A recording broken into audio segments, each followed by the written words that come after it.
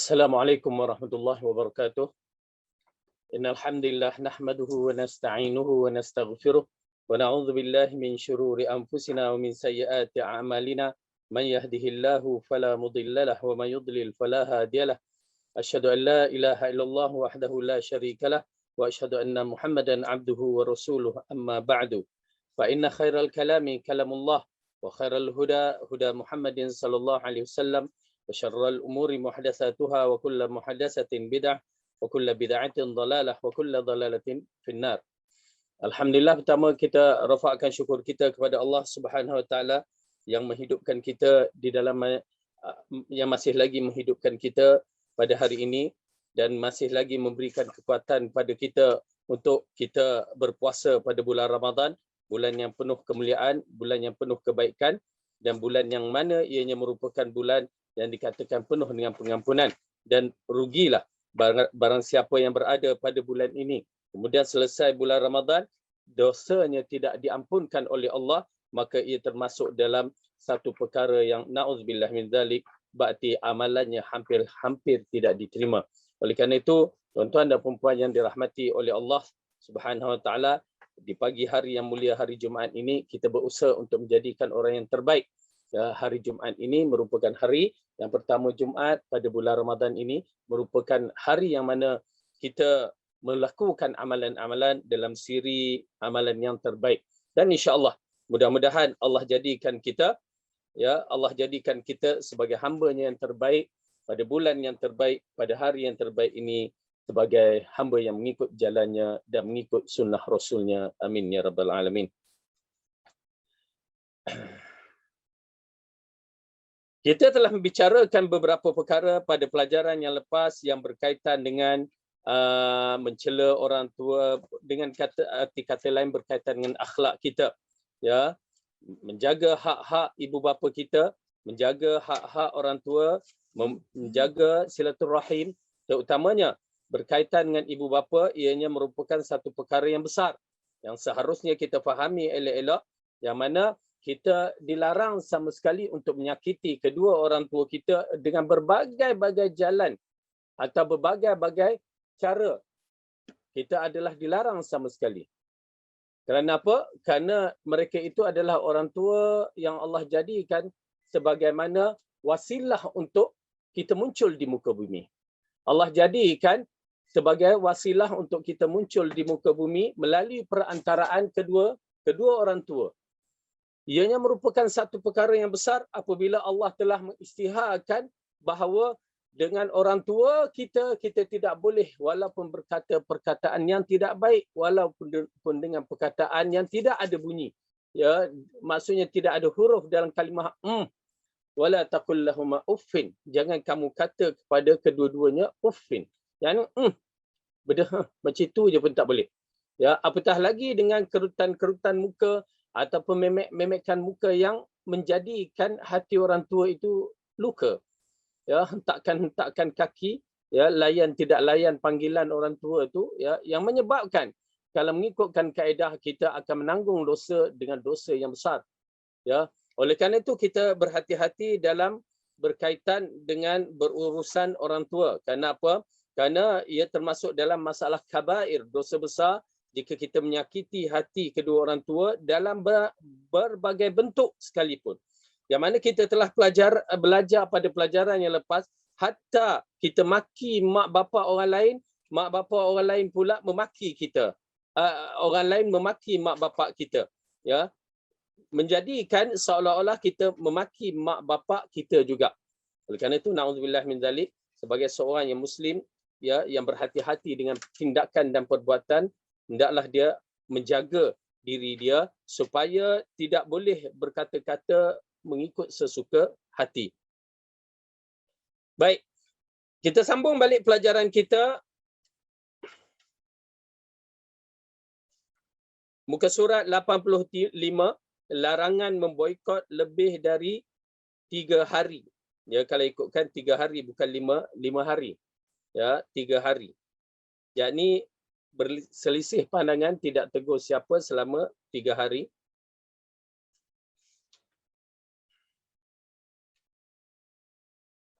Muka surat 85.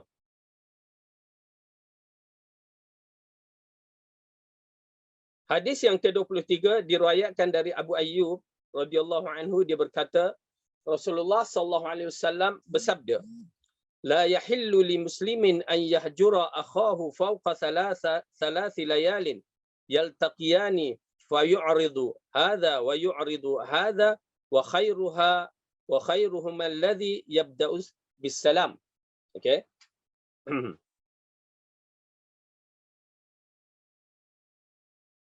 Dari Abu Ayyub radhiyallahu anhu, dia berkata bahawasanya Rasulullah sallallahu alaihi wasallam bersabda, tidak halal bagi seorang muslim mendiamkan diri saudaranya lebih 3 hari. Kedua saling bertemu, namun yang satu membuang muka ke sini sementara yang lain membuang muka ke sini. Yang lebih baik dari keduanya adalah yang memulai salam. Okey. Siapa yang baik? Orang yang memulai salam. Dalam riwayat yang lain pula, orang yang memulai salam itu akan mendahului masuk syurga. Ya, subhanallah, satu kelebihan yang mana ianya merupakan satu keistimewaan bagi orang yang memulakan ukhuwah Islamiah semula.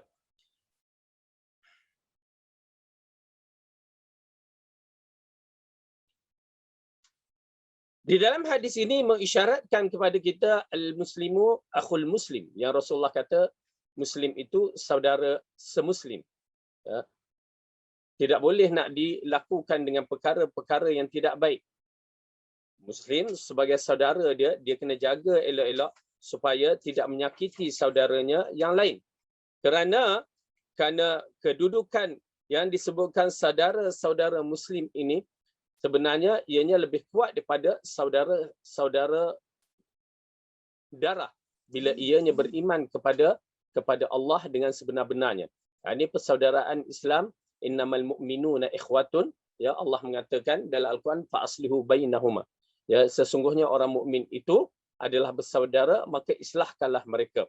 Kerana persaudaraan yang diberikan oleh Rasulullah sallallahu alaihi wasallam yang diajarkan oleh Rasulullah sallallahu alaihi wasallam adalah persaudaraan yang unggul, yang tidak ada tolok bandingnya. Kalau kita nak cari pada zaman sekarang, persaudaraan itu tidak akan wujud. Hampir-hampir tidak wujud. Persaudaraan yang cukup hebat. Yang kita katakan seorang saudaranya sanggup mati untuk saudaranya yang lain. Ya, persaudaraan yang cukup hebat. Oleh kerana itu, Rasulullah mentarbiahkan kepada kita supaya mengikat persaudaraan itu dengan secara yang betul. Oleh kerana itu, persaudaraan antara kita semua ini sebenarnya ikatan ukhuwah Islamiah lebih besar daripada ikatan keturunan ataupun ikatan darah. Ini terbukti apabila terjadi dalam peristiwa yang mengeluarkan satu istilah wala' wal bara'. Ya, wala' kepada orang Islam dan bara' kepada yakni penentangan kepada orang-orang yang bukan Islam. Wala' kepada orang-orang yang beriman, kesetiaan kepada orang-orang yang beriman, dan penentangan ataupun tidak setuju kepada orang-orang yang tidak beriman. Itu istilah dia wala' wal bara'. Yang Rasulullah lahirkan kesan daripada wala' wal bara' ini, ya, kesetiaan dan penentangan ini yang menyebabkan sahabat-sahabat Nabi hanya mencintai orang-orang yang beriman kepada Allah dan Rasul. Walaupun adik-beradik, mak bapak dia kalau tidak tidak beriman, maka cinta itu tidak wujud. Tapi pada mak bapak, dia akan melakukan perbuatan, maksudnya ihsan kepada keduanya. Okey. Tetapi untuk meninggalkan iman tidak sama sekali. Okey. Jadi di sini Rasulullah SAW mengatakan tidak halal bagi seorang Muslim memencil atau mendiamkan saudaranya lebih 3 hari. Maksud di sini Rasulullah menetapkan tidak dibenarkan seseorang itu tidak berbicara atau berbuat perkara-perkara yang baik kepada saudaranya selama 3 hari bila mereka berselisih. Yang menjadi isu yakni berselisih pandangan dan pendapat. Ya. Kalau tak berselisih pandangan bertahun-tahun pun tak apa, kita tak bertegur, maksudnya kita tak kontak dia, tak hubungi dia, tak menjadi masalah kerana kita bukan tak nak hubungi dia disebabkan perselisihan. Kita tak nak hubungi, kadang-kadang terlupa, kadang-kadang sibuk, tak menjadi masalah. Hatta kadang-kadang adik-beradik kita pun kita tak hubungi, bukan masalah perselisihan. Tetapi yang menjadi isu sekarang ini, ialah perselisihan, terutamanya perselisihan pendapat, pandangan. Yang mana perselisihan begini, kalau kita tidak uruskan dengan baik, maka ianya akan menjadikan dosa. Itu yang kita tak nak. Ya, bila dosa tu silaturahim kita dengan saudara kita, adik-beradik kita, maka berat. Ya, di sisi Allah itu berat, sangat berat. Ya. Jadi usul dalam bab ini, jika kita berselisih dan kita lihat kepada perselisihan, kalau teknikal, perselisihan adalah sama sekali salah jika kita tidak bertegur siapa. Ataupun misalan contoh perselisihan yang berkaitan dengan pandangan dan pendapat. Ya, bulan Ramadan ni kita cerita sikit macam makanan. Makanan ni tak sedap, yang ni kata sedap. Yang ni kata catering, yang ni kata nak masak sendiri. Kita berselisih akhirnya tak bertegur siapa. Ya. Maka ianya adalah salah. Hanya pandangan yang mana masalah teknikal, furuk. Tetapi yang menjadi isu yang berat apabila bukan langsung pandangan itu seharusnya tidak diperselisihkan. Itu yang terjadi kepada golongan-golongan politik. Yang mana mereka berselisih dengan keadaan yang begitu sangat-sangat tidak baik. Tidak sihat dari sudut ya segala-galanya. Kenapa? Kerana mereka sedang berurusan dengan urusan ummah. Tak kiralah orang Islam ataupun orang kafir. Mereka sedang berurusan yang dikaitkan dengan kedudukan sebagai seorang khalifah. Lalu berselisih pandangan mereka yang menyebabkan pentadbiran tidak diaturkan dengan baik. Maka susah mereka di depan Allah nanti. Ya, bergaduh sana, bergaduh sini, bergaduh sana, bergaduh sini. Yang paling menyakitkan hati kita apabila mengumpat sana, mengumpat sini, memburukkan orang sana, memburuk orang sini. Jadi dia membuka beberapa perkara jalan-jalan syaitan untuk berpecah belah, terutamanya sesama Muslim. Na'udzubillah. Baik. Mungkin kita ada berselisih pandangan, tetapi kalau mungkin tak puas hati, mungkin sehari kita bertahan, mungkin 2 hari. Tetapi pada hari ketiga, kita kena stop daripada tidak berbicara dengan. Paling kurang memberi salam, tetapi salam pun bagi salam dengan cara yang baik. Assalamualaikum. Jangan Assalamualaikum. Oh, pandang macam nak bagi salam, tak bagi salam je. Bagi salam dengan cara yang baik, ya, Assalamualaikum. Lepas tu tak apalah dia tak jawab pun tak jadi masalah. Paling kurang urusan kita yang pertama sekali selesai. Aku dah bagi salam, dia tak jawab. Aku unjuk tangan, dia tepihnya tangan ataupun dia tak nak salam. Ya, tak apa. Ya, jangan kerdilkan diri kita, jangan merasa kerdil. Kenapa? Ini arahan wahyu. Bila arahan wahyu, kalau kita buat, maka kita akan dapat pahala. Ya. Maka kita akan mendapat ganjaran yang besar. Tetapi bagi dia berdosa kerana dia tidak menyaut seruan Allah dan Rasul ini. Tidak halal bagi seorang Muslim mendiamkan saudaranya lebih 3 hari, keduanya saling bertemu namun yang satu membuang muka ke sini sementara yang lain membuang muka dia ke situ. Yang lebih baik dari keduanya adalah memulai salam, muttafaqun alaih. Pertama, hak seorang Muslim harus ditunaikan oleh Muslim yang lain yang mempunyai sangat besar dan lumayan banyak tentang telah dijelaskan dalam Al-Quran maupun As-Sunnah Rasulullah sallallahu alaihi wasallam. Al-Ghazali, yakni bila dia sebut di sini Al-Ghazali, Imam Al-Ghazali dalam kitab Al-Ihya, ya. Dia dalam pembahasan kitab kalau dia sebut Al-Ghazali ada 2. Pertama Imam Al-Ghazali dalam kalau disebut kitab Al-Ihya kita kenal dah. Imam Ghazali Ihya Ulumuddin. Tetapi satu lagi Al-Ghazali yang baru, ya, yang masyhur dengan fiqh sirah, ya, dari Mesir. Okey, itu pun kadang-kadang disebut sebagai Al-Ghazali. Menerangkan secara terperinci di antaranya termasuk kewajipan yang harus ditunaikan terhadap sesama Muslim adalah apabila bertemu dengannya hendaklah anda beri salam. Apabila dia mengundang hendaklah anda memenuhi. Apabila dia sakit hendaklah anda jenguk. Apabila dia meninggal hendaklah anda hantar jenazahnya dan perhatikan keperluan keluarganya. Apabila dia meminta nasihat hendaklah anda nasihati. Apabila tidak berada di dekat hendaklah anda jaga kehormatannya. Hendaklah anda senang dia mendapatkan kebaikan sebagaimana anda mendapatkannya. Dan hendaklah anda benci saat dia mendapat keburukan sebagaimana menimpa anda. seluruh perilaku yang baik itu telah disebutkan dalam hadis-hadis yang sahih. Ya, yang mana kita pernah bicarakan pada pelajaran yang lepas berkaitan dengan hadis hak muslim ala muslim. Ya, kewajipan seorang muslim ke atas muslim yang lain. Itu adalah hak yang berkaitan dengan hak pribadi seorang muslim. Maka kita dapat praktikalkannya. Itu yang paling penting. Kerana hak muslim ala muslim ke atas muslim akan berterusan sampai hari kiamat. Maka perlu dijaga. Kedua, jika semua hak yang telah disebutkan di atas merupakan kewajipan yang sangat dianjurkan untuk ditunaikan oleh agama mulia ini, maka bagaimana dengan orang yang sampai hati mendiamkan saudaranya, memutuskan persaudaraannya dan berpaling darinya? Tidak diragukan lagi bahawa perilaku buruk ini merupakan akhlak yang bertolak belakang dengan adab-adab Islami. Ya. Dengan arti kata lain, yang dibicarakan di sini ialah jika Islam mengarahkan kita buat, agama kita ni kita diarahkan untuk berbuat baik kepada sesama Muslim. Tetapi dia tak nak juga buat. Ya, tuan-tuan dan puan-puan, itulah namanya ego, sombong. Ya, tak mau seruan Allah dan Rasul ni bagi dia tak ada apa-apa.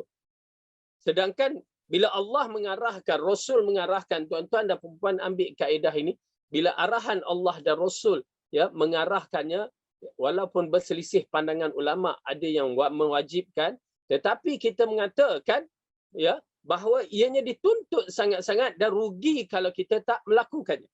Dalam perkara wajib sudah tentu kita kena buat.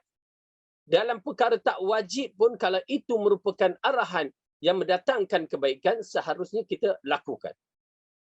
Kerana sifat Allah, setiap perbuatan yang baik ada pahalanya. Yang disebutkan paling kurang satu niat kita tu dah dapat satu pahala. Niat dia baru. Kalau kita lakukan 10 ke atas. Pahala yang berlaku 10 ke atas. Ya, dahsyat. Oleh kerana itu Rasulullah mengatakan, aku tidak mengatakan pada Al-Quran itu satu ayat. Bismillah misalnya, kita baca Bismillahirrahmanirrahim. Ya. Aku tidak katakan begitu 10 pahala, tetapi aku mengatakan ya, alif satu pahala, lam satu pahala, mim satu pahala. 10 pahala. Alif 10 pahala, lam 10 pahala, mim. Alif lam mim. Kita baca tu sahaja dah dapat 30 pahala. Bayangkan tuan-tuan dan puan-puan, orang yang bertadarus, yang membaca Al-Quran dan dipahami pula dengan bacaan makna, pahalanya bertimbun-timbun dia dapat. Itu baru baca Quran. Bagaimana pula yang berkaitan seperti puasa ni? Ya, Rasulullah sallallahu alaihi wasallam mengatakan, Allah berfirman, puasa ini aku yang akan membalasnya. Yakni satu perkara yang begitu hebat, yang Allah sahaja tahu nilai puasa seseorang. Kenapa kita tahu maksud puasa itu? Ya, menahankan diri dari lapar dan dahaga. Ya, menahankan diri makan dan minum, ataupun perkara yang batalkan puasa bermula daripada terbitnya fajar sampai terbenamnya matahari. Ya, dengan niat yang tertentu. Kita tahu bahawa itu yang berkaitan dengan membatalkan puasa. Ya, melakukan perkara-perkara yang batalkan puasa, maka batal puasa. Sekarang aku berpuasa. Ya, aku tak makan, tak minum, tak buat perkara yang membatalkan puasa. Namun di situ Rasulullah sallallahu alaihi wasallam mengatakan, berapa ramai orang yang berpuasa tidak dapat melainkan lapar dan dahaga. Ada pula yang lainnya. Itulah yang lain, maksudnya perkara yang membatalkan pahala-pahala. Puasa dia tak batal, tapi pahala-pahalanya batal. Berarti apa guna kalau kita kerja tak ada gaji? Maksudnya begitu. Ya, kita kerja semata-mata inginkan gaji. Tiba-tiba kerja kita bagus tapi tak ada gaji. Oleh kerana itu, tuan-tuan dan puan-puan yang dirahmati oleh Allah, kita cuba berjaga-jaga supaya tidak dilakukan amalan-amalan kita ini dalam keadaan kita tak sedar. Ya, walaupun kita rasa kita dah selamat, tapi jangan rosakkan dengan perkara yang membatalkannya. Amalan membatalkan pahalanya. Baik. Jadi dalam bab ini, kita apabila Allah mengarahkan, kerana di sana ada pahala yang besar.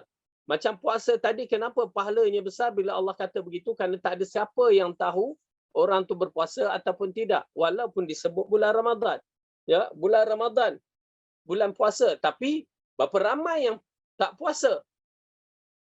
Nampak macam puasa tetapi tidak puasa. Okey. Nampak lembek, la ilaha illallah, lembeknya. Sedangkan dalam bilik dia duduk pulun. Ya, dia makannya Maggi tu. Dia makannya apa-apalah. Ya. Tapi bila keluar tu nampak lembek. Dia tipu Allah. Yukhadi'un Allah. Ya. Wa ma yakhda'una illa anfusahum. Mereka tidak menipu melainkan diri sendiri. Oleh kerana tu bila sampai tahap puasa, pahalanya tinggi sebenarnya, disebabkan tidak ada siapa yang mengetahui orang tu berpuasa ataupun tidak melainkan Allah. Itu je. Allah yang Maha mengetahui dia ni puasa ke tidak. Ya. Oleh kerana tu ganjaran pahala puasa begitu besar sehingga disediakan satu pintu di dalam syurga untuk orang yang berpuasa yang bernama Ar-Rayyan.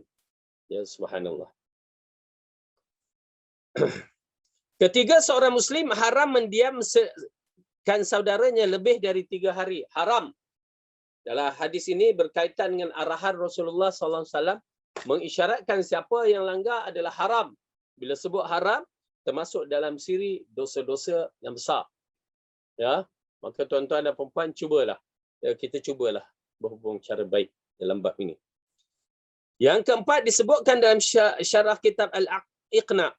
Perbuatan mendiamkan yang diharam itu dianggap berakhir dengan diucapkan salam kerana salam terbitlah perasaan cinta yang diriwayatkan secara hadis marfu', as-salamu yaqta'u al-hajrani.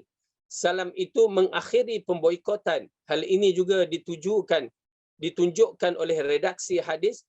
Keduanya saling bertemu namun yang satu membuang muka ke sini sementara yang lain membuang muka ke situ.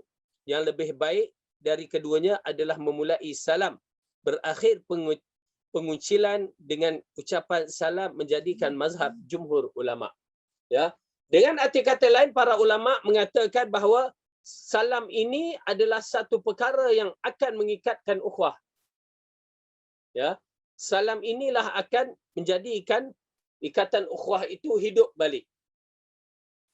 Oleh kerana itu kita menyaksikan banyak adalah hadis yang berkaitan dengan salam seperti ifsyus salam, sebarkan salam.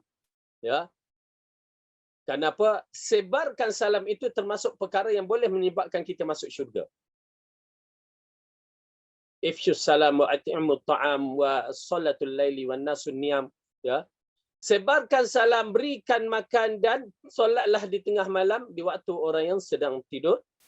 Ya. Dan masuklah ke dalam syurga Darussalam. Ya, jadi oleh kerana itu salam ini nampak simple tetapi ia memainkan peranan yang penting. Oleh kerana itu awal-awal kita dah terang tentang konsep ifsyus salam.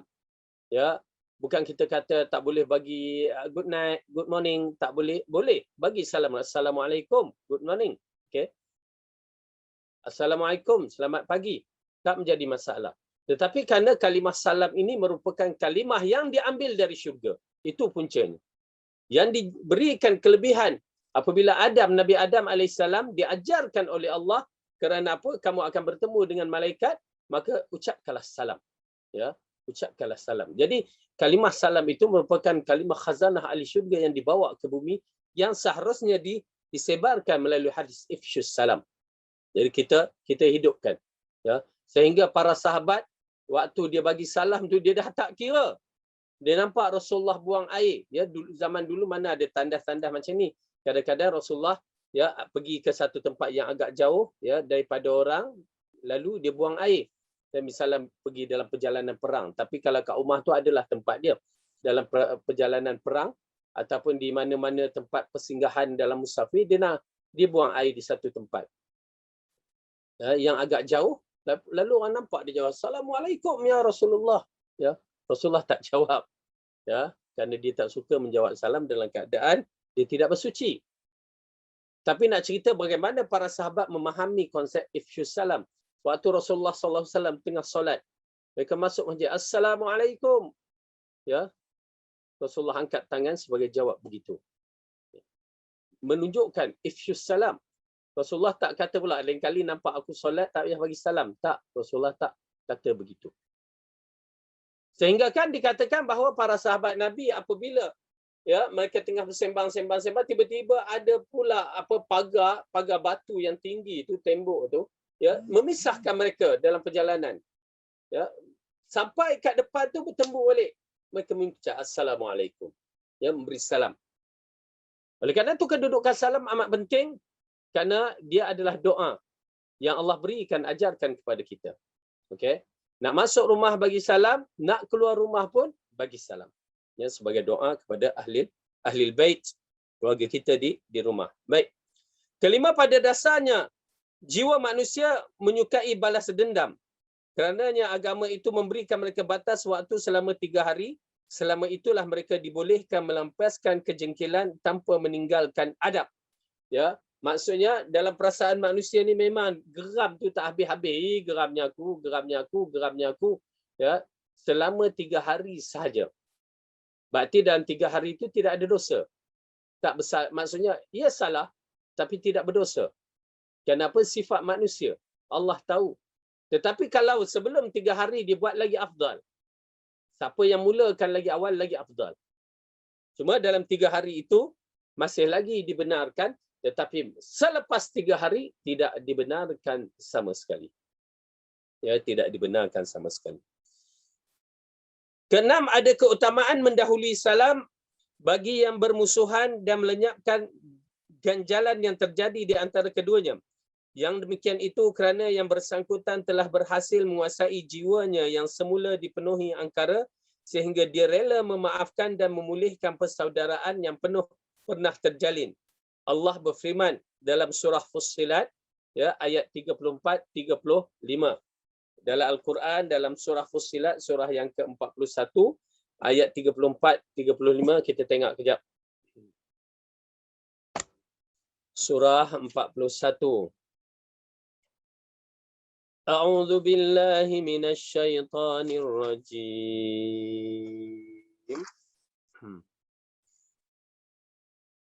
Jumpa surah Fussilat, muka surat 479.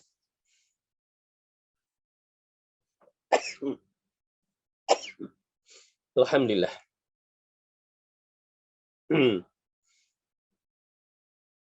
Ayat 34-35. Wala tastawil hasanatu walas sayyi'ah idfa' billati hiya ahsanu fa idzal ladzi bainaka wa bainahu adawatun ka'annahu waliyyun hamim. Dan tidaklah sama kebaikan dan kejahatan. Tolaklah kejahatan itu dengan cara yang lebih baik. Maka tiba-tiba orang yang di antaramu dan antara dia ada permusuhan, seolah-olah telah menjadi teman yang sangat setia. Ya, Allah bagi misal tidak sama baik dengan buruk. Ya, dua perkara ini berbeza. Orang yang kita sangka tiba-tiba dia tu musuh kita, ya, tiba-tiba menjadi yang baik di kalangan kita. Ya, ini kaedah yang amat penting. Kadang-kadang bila kita mengikut arahan Allah, dia jadi begitu. Jadi orang tu baik, dia tahu kesilapan dia, dia minta maaf walaupun secara jelas dia tidak minta maaf, tetapi khidmat dia seolah-olah mengisyaratkan itulah dia mohon kemaafan kepada kita. Ya, kadang-kadang macam kita sendirilah berselisih rumah tangga, kadang-kadang masalah pandangan-pandangan. Walaupun pandangan kita betul, ya, kita nak jagakan islah, ya, islah rumah tangga, akhirnya kita minta maaf dulu. Bagi pasangan yang berikutnya merasakan dia bersalah, lalu di situlah dia akan memberi khidmat dia. Ya, dia belanja kita lah, dia buat itu, buat ini. Tanda dia kadang-kadang ego tu ada, nak kata minta maaf tak nak. Jadi dia tunjukkan kebaikan dia dari sudut lain. Ya, maka itu di antara perkara yang berkaitan dengan orang-orang yang berselisih asalnya tetapi menjadi baik. Wa ma yulaqaha illa alladhina sabaru wa ma yulaqaha illa dhu hazzin azim. sifat-sifat yang baik itu tidak dianugerahkan melainkan kepada orang-orang yang sabar, dan tidak dianugerahkan melainkan kepada orang-orang yang mempunyai keberuntungan yang besar. Dengan arti kata lain, sifat ini adalah sifat orang yang sabar, sifat orang yang baik yang dahulu memberi salam, maka dia akan mendapat keberuntungan yang besar. Ya, subhanallah. Kadang-kadang bila kita merasakan keberuntungan besar tu macam tak rasa apa-apa, mengisyaratkan kita tidak mengagungkan Allah dengan sebenar-benarnya. Jadi bila kita mengagungkan, Allah akan bagi satu ganjaran yang besar. Itu yang kita bertindak. Baik. Yang ketujuh disebutkan dalam syarah Manzumah Al-Adab, barang siapa yang telah mengerjakan maksiat secara terang-terangan, sama saja berupa perbuatan, perkataan atau keyakinan, maka penguncilan terhadapnya merupakan tindakan sunnah. Siapa saja yang melakukannya, maka dia diberi pahala atas perbuatannya, kerana boikot itu, ya, yang dia lakukan semata-mata kerana Allah merupakan manifestasi dari kemarahannya terhadap pelaku maksiat atau dilalaikan perintah-perintah Allah. Ya, berbeza pula dengan perkara kita boikot orang yang kita kenali disebabkan maksiat. Selepas kita tegur, kita nasihat bagi pandangan, ataupun orang-orang tertentu bagi pandangan, dia masih lagi meneruskan perbuatan maksiat. Ya, maka di situ dibenarkan, diboikotkan, dipulaukan, ya, disebabkan beberapa perkara. Misalan, kisah 3 orang yang telah diboikotkan oleh Rasulullah SAW yang kita tahu di dalam peperangan Tabuk. Mereka itu orang yang beriman. Mereka itu orang yang jujur dan ikhlas. Mereka tak pergi adalah sebab-sebab kelewatan seperti Ka'ab Ibn Malik, disebabkan kelewatan dia bersiap sedia. Ya, dia kata aku boleh buat lagi ni, aku boleh buat sampai dah 2-3 hari dah tak boleh buat dah. Dan 2 orang lagi di antaranya Safwan, dan ni dia orang tua. Bukanlah tua yang tidak diwajibkan berperang, masih lagi diwajibkan berperang. Tetapi yang lain munafik semua menipu Rasulullah. Namun disebabkan, ya, kejujuran itu, maka mereka itu diboikot. Orang munafik Rasulullah tak tahu. Ya, Rasulullah tak tahu mereka menipu. Maka kita tahu kisahnya apabila diboikot, ya, selama yang dikaitkan selama 40 hari. 50 hari baru datang pelepasan mereka. Waktu itu, ya, waktu itu Allah turunkan ayat Al-Quran yang membenarkan, maksudnya perbuatan mereka itu, mereka adalah orang yang jujur dalam beragama. Ya, macam itu pula. Mereka itu adalah orang yang jujur dalam beragama. Menyebabkan 3 orang itu terus naik nama mereka sebagai orang yang terbaik. Yang menipu, munafik-munafik yang menipu tak ada. Ya, tidak mendapat apa-apa melainkan penghinaan Allah dalam Al-Quran, dalam surah Tabuk, yang mengisyaratkan dalam surah Tabuk, dalam surah Taubah, ya, maka Allah menghina mereka dan menjadikan mereka di kalangan orang-orang yang jahat. Okey, jadi di sini Rasulullah boikot selama 40 ke 50 hari. Okey. Dan dibenarkan kepada kita memboikotnya seperti dalam mana disebutkan dalam hadis, ya, ukhruji mukhannasin min buyutikum atau kama qala Rasulullah sallallahu alaihi wasallam, keluarkan ukhruju al-mukhannasina min buyutikum, keluarkan orang-orang pondan ni dari rumah kamu. Keluarkan sebagai takdib, ajar dia. Ya, zaman sekarang agak bermasalah di situ. Ya, pihak berkuasa pun tidak bertindak. Maka itu yang jadi seperti apa, pondan-pondan yang dah betul-betul macam perempuan tu.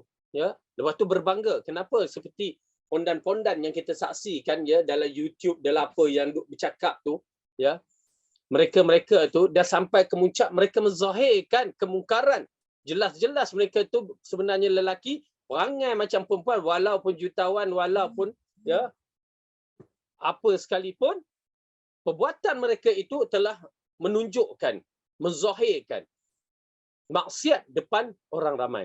Macam itu, ya. Sebenarnya kita tak boleh beli produk dia. Kita boikot terus. Dan apa? Kerana mereka ini dilaknati oleh Allah. Allah melaknati pondan-pondan. Ya, tuan-tuan dan perempuan jangan tak tahu, Allah melaknati pondan-pondan lelaki yang menyerupai perempuan. Allah melaknati perempuan yang menyerupai lelaki.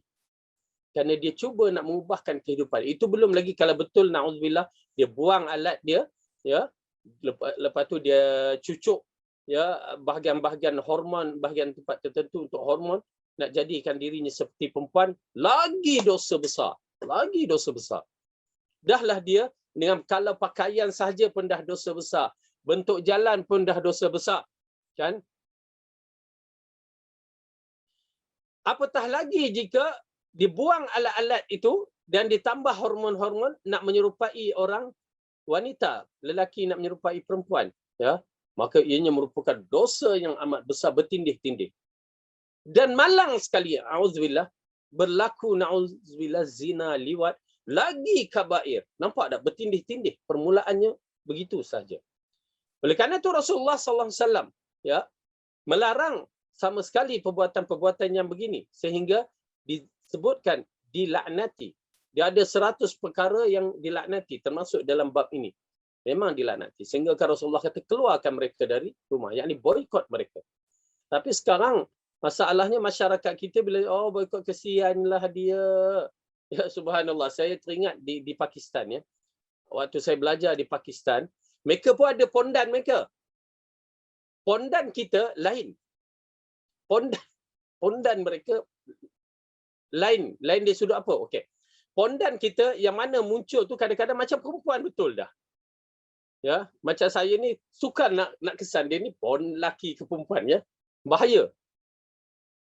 Dah berapa kali tengok. Tapi saya kata itu laki lah. Laki. Kita mula tengok tak mana lakinya. Kita ingat perempuan. Pondan kita ni macam pondan Thailand.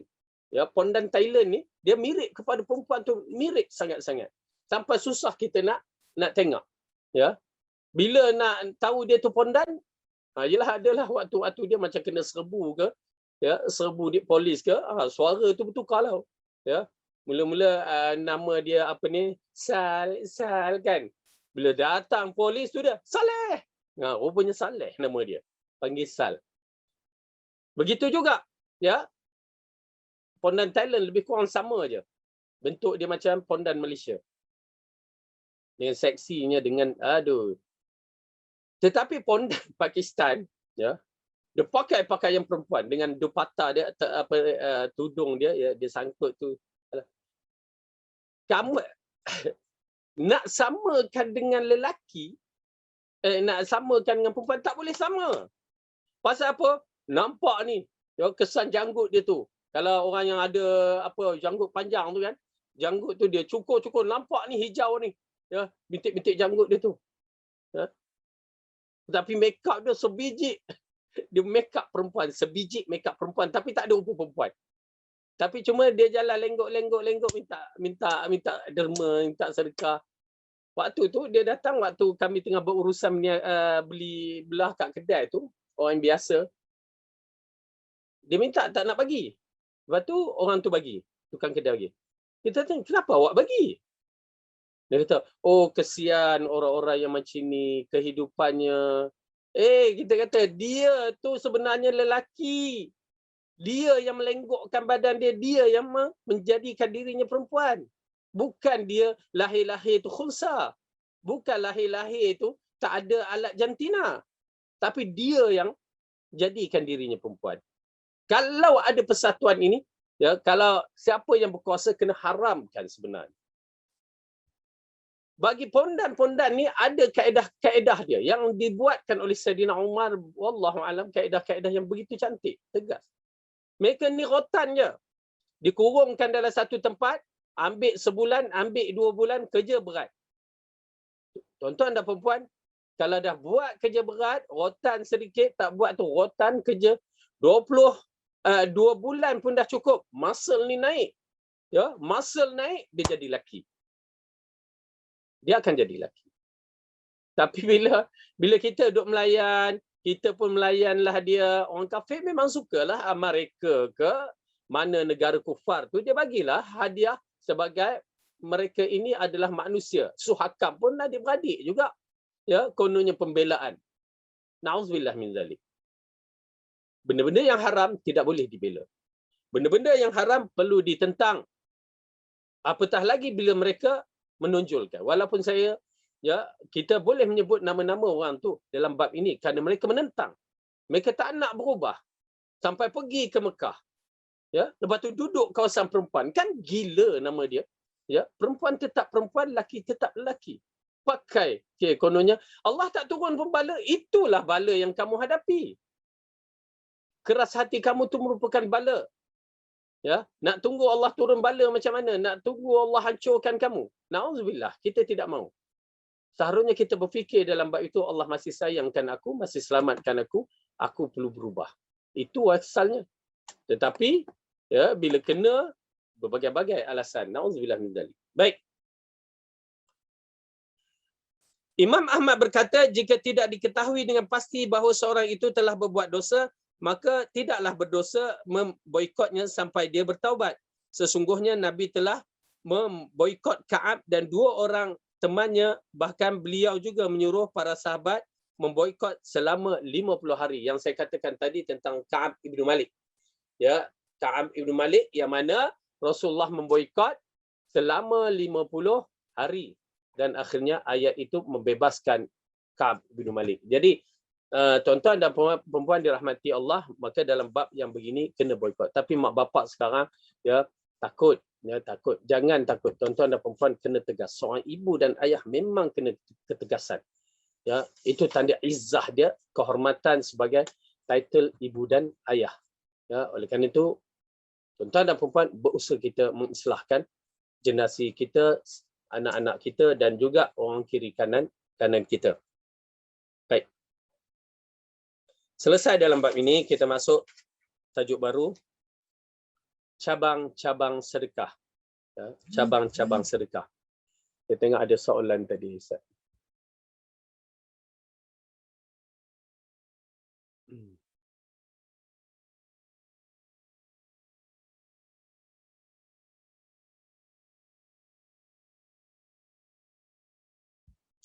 Tak boleh tak. Cabang-cabang sedekah. Hadis yang ke-24 yang diriwayatkan dari Jabir radhiyallahu anhu, dia berkata Rasulullah bersabda, kullu ma'rufin sadaqatun. Maksudnya setiap kebaikan merupakan sedekah. Hadis yang diriwayatkan oleh Bukhari. Selesai masalah. Satu kaedahnya jelas, semua benda yang baik kita lakukan sedekah. Sehingga yang paling kurang pun ibtisam itu, senyum itu pun sedekah. Itu paling kurang. Subhanallah. Harta itu sedekah duit 5 sen pun dikategorikan sedekah. Apatah lagi dalam bentuk yang besar. Ya, kita bagi, maka sedekah. Cuma pastikan dalam bab sedekah ini, ya, pastikan perkara-perkara yang tidak membatalkan sedekah. Nanti kita akan sampai. Kemudian hadis yang ke-25 dari Abu Dzar radhiyallahu anhu, dia berkata Rasulullah bersabda, la tahqiranna minal ma'rufi syai'a walau antalqa akhaka biwajhin talqin. Maksudnya, jangan kamu remehkan kebaikan sedikit pun, meskipun hanya berupa berjumpa saudaramu dengan wajah yang berseri-seri. Ya, tuan-tuan dan perempuan, walaupun dari hadis ini mengisyaratkan kepada kita, ya, jangan kita meremehkan, memperkecilkan apa juga sedekah. Apa juga. Kalau kita jangan memperkecilkan. Bagi kita pula cuba beri yang terbaik. Itu kaedah dia. Ya, jangan perkecilkan orang tu bagi, orang tu nak bersedekah, kerana itu ada sifat-sifat yang tidak baik sebenarnya. Ya, dalam surah Al-Baqarah, dalam surah At-Taubah, Allah menceritakan beberapa perkara sifat-sifat orang munafik. Ya, ini kesnya dalam perang Tabuk lah. Ya, yang mana mereka memperkecilkan orang yang nak bersedekah. Saya teringat apabila salah seorang penceramah yang masyhur, ya, yang mana dia berkata, apa bagi orang makan kat masjid makan pisang, ya, beruk ke? Kalimah itu tidak seharusnya berlaku. Bagi monyet ke? Tak boleh. Tuan-tuan dan perempuan, itu sahaja dia dia mampu. Ya, itu saja yang dia mampu. Kalau dia ada lebih, maka dia akan infakkan yang lebih daripada itu. Tetapi dia mampu itu saja, dia bagi. Jangan, kerana itu adalah perbuatan-perbuatan orang munafik yang menghina bagi orang-orang yang nak menginfakkan sedekah. Ya, menginfakkan sedekah pada waktu perang Tabuk. Itu pasal Allah menceritakan dalam surah At-Taubah sifat-sifat orang-orang munafik yang mana memperlecehkan, ya, memperlecehkan orang mukmin bersedekah. Kisahnya apabila Rasulullah mengisytiharkan dalam perang-perang lain, Rasulullah tak pernah mengisytiharkan. Banyak perbuatannya adalah rahsia. Tetapi kali ini Rasulullah mengisytiharkan perang Tabuk yang dikatakan berlaku pada tahun 9 Hijrah tu, ya. Yang mana Rasulullah isytiharkan perang, semua sahabat bergembira, ya, excited. Mereka menyediakan semua alat-alat bahan-bahan yang kita masyhur. Sayyidina Osman saja menyediakan 700 ekor unta, ditambah lagi 300 ekor kuda, ya, dengan jumlah yang banyak. Semua sahabat-sahabat yang mana di luar kawasan pun ingin join sekali dalam peperangan Tabuk ini. Okay. Orang-orang miskin berusaha untuk mencari, ya, apa boleh dibuat, apa boleh dibawa untuk disedekahkan. Kerana Rasulullah kumpulkan semua dana-dana ni untuk pergerakan ke perang Tabuk. Sehingga kan ada yang membawa satu cupak kurma sahaja. Tuan-tuan dan perempuan, satu cupak kurma tu macam kita bawa mangkuk tu, penuh mangkuk tu. Maksudnya seperti dalam satu kotak bekas kurma. Itu saja. Ya, dia bawa nak menginfakkan dalam siri peperangan ni. Apa orang munafik kata? Satu mangkuk kurma aja, satu cupak kurma aja. Islam boleh menang ke dengan satu cupak kurma? Dia memperlecehkan. Sedangkan mereka itu orang miskin, itu je yang ada. Subhanallah, ya. Orang miskin bila dia menginfakkan, itu je yang ada. Tuan-tuan dan perempuan, besar pahalanya. Yang Rasulullah buat perbandingan. Orang miskin yang mensedekahkan RM1 dengan seorang kaya yang mensedekahkan RM1,000, tak sama. Mereka kaya RM1,000 tu macam tak ada apa-apa. Sedangkan orang miskin RM1 tu berharga bagi dia. Saya teringat pada zaman saya duduk kampung dulu, Pak Cik tu, dia marah anaknya, marah, orang kata gila-gila. Ya. Sebabkan apa? Sebabkan anak dia hilang berapa sen je. Orang kampung, kerja toreh getah, nilai tu. Dia sedekah untuk mendapatkan ganjaran pahala. Orang yang miskin bersedekah, pahalanya besar. Nak dibandingkan dengan orang yang kaya bersedekah dengan jumlah yang sama. Ataupun jumlah yang besar sedikit bagi mereka. 1,000 tu alah tak ada apa-apa. Bertimbun lagi dalam bank. Yang si miskin ini RM1 itu pun dah berharga kais pagi makan pagi. Ya, pasal kedudukan mereka dapat besar pahala. Okey? Baik, tetapi kalau orang kaya yang bersedekah dengan keadaan yang seperti Osman Ibn Affan tu, ya, memang hebatlah. Kita tak nafikan. Mudah-mudahan Allah buka hati-hati kita semua. Amin. Okey, kita tengok kepada dalam surah At-Taubah, surah yang ke-9, juzuk ke-10.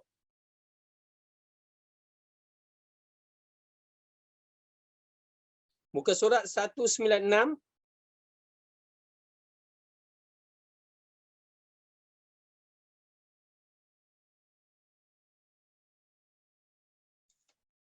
Sebentar, ya.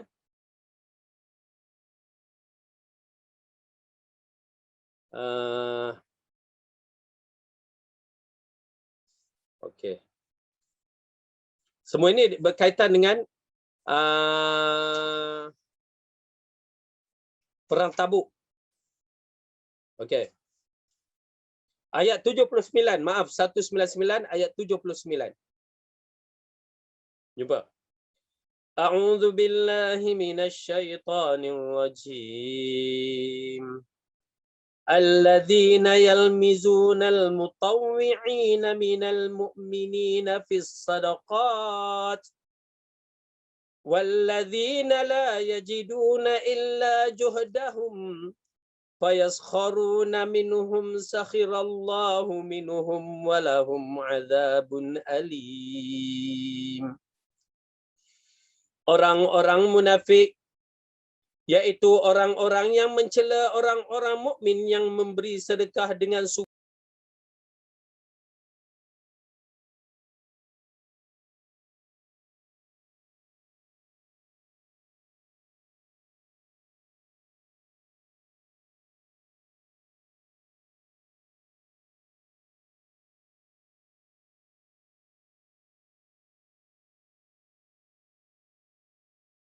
Ini mengingatkan kepada kita ya bahawa bagaimana orang-orang munafik menghina, mengkutuk orang yang beri sedekah. Orang-orang munafik ya memperleceh orang yang memberikan sedekah. Yang mana orang yang tak ada apa-apa nak bagi juga sedekah, itu yang saya katakan dalam tafsir itu menceritakan dia bagi sedikit je. Ya, sekotak kurma misalnya nilai kita, ya, tapi semangkuk, secupak, ya, sikit je untuk bersedekah. Itu je yang ada. Orang munafik memperlecehkan. Apa Allah kata? Sesungguhnya Allah akan membalas penghinaan mereka dan untuk mereka azab yang pedih. Itu dia. Clear Allah katakan. Ya. Oleh kerana itu kita jangan menghina orang nak bagi sedekah. Tak boleh nak hina bagi sedekah. Kerana kedudukan orang-orang yang miskin ini ikhlas untuk membantu agama. Sedangkan orang munafik memperlecehkan. Ya. Oleh kerana itu bila kita menyaksikan orang kata, nak bagi beruk ke? Jangan orang tu nak bagi sedekah. Ya. Apa sikitnya dia bagi. Bagi cucur kodok. Bagilah cucur badak besar sikit. Ni cucur kodok kecil aja. Ya. Jangan pelecehkan. Jiran-jiran nak bagi bulan puasa ni. Ya. Jangan pelecehkan. Sehingga Rasulullah SAW mengingatkan wanita-wanita termasuk isterinya, jangan pelecehkan seorang wanita itu jika dia nak berikan walaupun tapak kaki kambing tu untuk dimakan. Jangan kita hina. Tuan-tuan dan perempuan, kita bila sebut kambing teringat peha dia. Ya, teringat apa lagi? Tulang, ada ke kambing tulang, daging apa, daging apa? Daging orang panggil apa? Batang pinang tu. Tapi bila kita tengok kambing tu begitu. Tetapi orang-orang miskin dahulu, zaman dahulu dia dapat kasut dia tu kan. Tapak kaki dia, kuku kambing tu. Sebenarnya kalau dia tu kasut dia, salut dia. Kalau buka, mereka ambil tu potong, ya, mereka buat rebus. Adalah paling kurang rasa-rasa kambing, lepas tu bolehlah makan macam tulang-tulang yang lembut tu. Rasulullah kata jangan kamu hina, jangan kamu pelecehkan. Kerana itu je dia mampu. Ya. Oleh kerana itu ada adab kita dalam meminta memberi sedekah, dan orang yang memberi sedekah kita kena adab. Jangan memperleceh. Yang paling penting jangan memperlecehkan. Ya, bagilah hak mana yang mampu. Ya, bagilah hak yang mana mampu. Ya. Kenapa? Ini di antara sifat juga yang kita menyaksikan orang-orang yang ikhlas ni. Cuba tengok muka surat ayat 92. Muka surat 207 surah Taubah. Ya. Mereka ini betul-betul ikhlas dalam syirin ingin membantu agama. Kadang-kadang mereka bagi, mereka tak pernah ungkit. Tuan-tuan dan perempuan, belajar tu. Ini perkara yang amat penting dalam bab sedekah. Ya. Bila kita nak bagi, jangan kita mengungkit satu. Bila kita nak bagi, jangan kita kata nak masukkan kaki sebelah. Ya, ini melalui pengalaman dalam saya membina tempat pendidikan tahfiz ni, memang itu di antara ujian-ujian yang Allah bagi. Dia nak, dia nak seolah-olah kaki dia ada dalam program kita. Leceh. Ya, dia nak kalau boleh ustaz, mula dah nak ni. Tak payah. Kita katakan bagi betul. Kita dah berapa kali saya nak wakaf, tapi dalam konsep arti yang sama tak. Wakaf yang tak clear. Ya, macam kata saya teringat kalau siapa yang pernah berhubung dengan Mak Tipah yang ada rumah kebajikan tu, ya, di Titi Wangsa tu. Saya datang, dia kata, Ustaz, sembang. Ustaz, dia kata, Ustaz tahu, Ustaz tengok tak? Ya, kunci besar kat dinding tu. Pernah saya ceritakan. Satu replika kunci yang besar. Ya, besar. Masya Allah. Apa tu? Ustaz tahu tak itu kunci apa? Wallahualam. Itu kunci bas orang nak bagi. Bagus saya tu. Alhamdulillah. Dah siap tangkap gambar. Dah siap keluar surat khabar Ustaz. Ya. Dah 2 tahun kami menunggu bas. Tak sampai-sampai. Tuan-tuan dan perempuan, janganlah buat penipuan yang begitu. Terutamanya rumah anak yatim, rumah kebajikan yang begitu. Kalau nak bagi, cakap nak bagi. Kalau tak boleh bagi, cakap tak boleh bagi. Jangan sampai orang tu meletakkan harapan. Ya. Dah 2 tahun jadi cerita. Jadi kenangan dah. Ya. Dah nama dah keluar dan surat khabar dah boleh diambil untuk elakkan cukai lah, apalah. Ya, kita tak kisahlah kalau nak elakkan cukai, tapi ikhlaskanlah. Ya, bagilah cek sebesar macam rak buku ni ke, tak menjadi masalah kalau kita nak elakkan cukai. Tapi jangan menipu. Kita menipu pula anak yatim, kita menipu pula anak-anak yang dalam keadaan memerlukan bantuan. Jangan. Ya, Sailor yang buruklah sikit mak pah. Mana dia nak bagi? Mana ada bas sebesar kunci replika yang besar tu mak pah. Yalah kan. Subhanallah. Jadi tuan-tuan dan puan-puan yang dirahmati oleh Allah, jangan ya menghina, bagi betul-betul ikhlaskan diri kita. Oleh kerana tu mereka-mereka ni di kalangan orang miskin ni ikhlas. Lalu bukan sekadar dia menyerahkan harta dia yang sedikit itu, bahkan dia menyerahkan diri dia untuk berkorban. Okey, pada ayat ni kita melihat bagaimana mereka berkorban. Ayat 92. A'udzubillahi minasyaitanirrajim. Muka surat 201 surah Taubah juzuk ke-10 ayat 92. Wala 'alal ladzina idza ma atauka litahmilahum qulta la ajidu ma ahmilukum قلت لا أجد ما أحملكم عليه تولوا وأعينهم تفيض من الدمع حزنا ألا يجدوا ما ينفقون. Dan tiada pula dosa atas orang-orang yang apabila mereka datang kepadamu supaya kamu memberikan mereka kenderaan, lalu kamu berkata, aku tidak memperolehi kenderaan untuk membawamu. Lalu mereka kembali sedangkan mata mereka bercucuran air mata kerana kesedihan, lantaran mereka tidak memperolehi apa yang akan mereka nafkahkan. Ya, ni dia tuan-tuan dan puan-puan, orang-orang yang tak ada apa ni nak nafkah, dia nak ikut sama Rasulullah ke mana? Bukan dia menangis tak dapat ikut ke Genting Highland ke, tak dapat ikut ke Amerika ke, tak. Mereka ini menangis kerana tak dapat ikut peperangan ke Tabuk untuk mematikan, yakni untuk mengorbankan nyawa mereka. Mereka menangis. Subhanallah, pening kepala kita. Nak pergi mati pun tak dapat menangis. Kenapa? Bila kita sebut perang, yakni mati. Itu kaedah perang. Mereka menangis tak dapat, kenapa? Tak ada duit untuk dinafkahkan, untuk membeli kenderaan. Tuan-tuan dan puan-puan, ini kelebihan orang kaya. Yang digalakkan kita menjadi orang yang berharta, beginilah. Kerana kelebihan orang kaya ni, dia banyak kelebihan-kelebihan yang tak dijangka. Ya, seperti zikir yang pernah kisah apabila orang miskin datang, ya Rasulullah, orang kaya telah mendahului kami. Ya, apa dia? Lalu dia ceritalah solat macam kami, apa macam kami, tapi tang sedekah, mereka boleh bersedekah, kami tak boleh bersedekah. Lalu Rasulullah mengajarkan tasbihat yang kita baca selepas solat tu, 33 ataupun 33. Ya, diajarkan. Lalu orang miskin pun dapat dia beramal. Tiba-tiba orang kaya dapat tahu, orang kaya pun beramal. Ya, lalu mereka datang balik bertemu kepada Rasulullah, ya Rasulullah, sesungguhnya orang kaya pun tahu dan beramal, mereka dah melebihi kami. Lalu Rasulullah kata apa?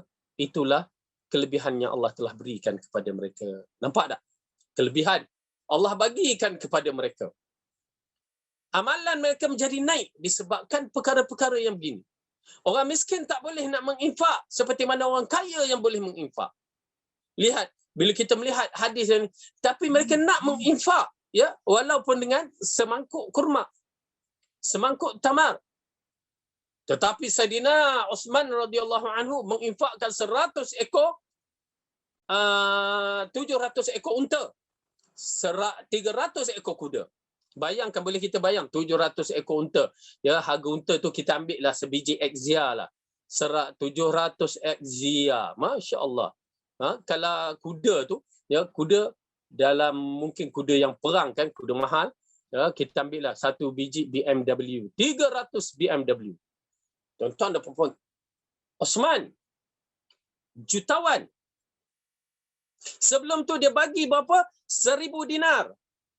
1000 dinar. Berapa 1000 dinar ni? Tuan-tuan calculate lah. 1 dinar 4.25 gram. Ya, emas. 1 dinar 4.25 gram emas. Calculate. 1000 dinar. Ya. banyaknya. Itu kelebihan orang kaya. Ya, yang sudah tentu mereka membeli syurga-syurga Allah dengan mudah. Oleh kerana itu, bagi mereka yang para jemaah yang dirahmati oleh Allah mendengar dalam bab-bab yang ini, ya, kita menyaksikan sahabat-sahabat Nabi seperti Abdul Rahman ibn Auf, Abu Bakar, Umar, Osman, ni jenis kaya-kaya ni, ya, Abdullah ibn Zubair yang kesudahan, Zubair ibn Awam yang kaya, asalnya miskin Zubair ni, ya, tapi jadi kaya, ya, dibenarkan syarak. Tetapi dunia tidak diletakkan dalam hati, itu yang paling penting. Dunia tu tidak letak dalam hati. Dia bila dunia letak dalam hati, habis cerita. Dia akan menutup segala-galanya. Ya, naudzubillah min zalik. Baik. Jadi di sini kita lihat berkaitan dengan sedekah. Kandungan hadis pertama, pintu-pintu menuju kebaikan amatlah banyak. Sudah seharusnya setiap muslim mempunyai peran di pintu tersebut. Ya, Allah berfirman, dan apa-apa saja yang kamu lakukan kebaikan, maka sesungguhnya Allah mengetahui hal tersebut. Maksudnya pintu kebaikan terlalu banyak. Memang terlalu banyak. Baik dalam rumah tangga kita, ataupun untuk jiran-jiran, ataupun untuk alam semesta. Ya, berbagai-bagai kebaikan. Tuan-tuan dan perempuan, kita tanam pokok-pokok di tepi rumah tu, tanam pokok je. Ada yang mati, ada yang hidup, dan tak berjaga pun kadang-kadang. Sebenarnya bila kita tanam pokok tu, kita dah belajar sains kan, dia mengeluarkan oksigen. Maka di situ kebaikan itu datang. Berapa banyak oksigen dia keluar, tuan-tuan dan perempuan akan dapat pahalanya terpijak. Pahala terpijak kita dapat. Subhanallah. Tuan-tuan dan perempuan beli kepada orang muslimin, produk muslim, ya, membantu orang Islam walak wal barak seperti mana para sahabat lakukan, yang menyebabkan kedai-kedai orang-orang Yahudi tertutup disebabkan orang Islam walak beli kepada orang muslimin. Kita dapat pahala kerana membantu ekonomi orang Islam, membantu mereka, ya, menunaikan fardu kifayah mereka. Kita bantu, kita dapat pahala. Dan banyak lagi. Misalnya bidang-bidang yang tuan-tuan dan perempuan pernah bekerja dahulu. Ya, di sana ada engineer, ada doktor, ada guru, ada apa. Semua itu adalah fardu kifayah yang mana kita dapat pahala melalui apa yang kita lakukan. Ya. Oleh kerana itu, tuan-tuan dan perempuan, banyak sangat kebaikan. Banyak lagi kebaikan yang boleh kita lakukan. Nampak sampah kita sapukan. Jangan nampak sampah kita pula tambah sampah. Ya, jangan. Okey, baik. Kemudian dalam surah Zalzalah, maka barang siapa yang berbuat kebaikan meskipun sebesar zarrah, nescaya mereka akan melihat hasilnya. Faman ya'mal mithqala dzarratin khairan yarah. Siapa yang melakukan amalan sebesar zarrah means sebesar atom, sebesar nukleus yang tak boleh ditengok oleh mata kita, tapi kita iman kewujudan itu, maka kita mendapat pahala daripada hasil yang kita lakukan. Oksigen yang dikeluarkan oleh pokok yang kita tanam, itulah zarrah. Itu pun bukan sebesar atom, itu dah double atom, dah jadi molekul O2, oksigen. Dah jadi 2 molekul. Ya, maka kita dapat pahala yang besar. Subhanallah. Pahala terpijak yang kita tak sangka. Kemudian dalam Ali Imran, dan apa saja kebajikan yang mereka kerjakan, maka sekali-kali mereka tidak dihalangi menerima pahalanya. Dan Allah Maha mengetahui orang yang bertakwa. Ya, apa juga yang kita kerjakan, Allah dah setkan pahala kita. Semua Allah dah setkan. Jangan takut. Cuma kita tak rasa, kita terasa alah tak ada pahala aku, ya. Sebenarnya ada. Ya, banyak pahala kita.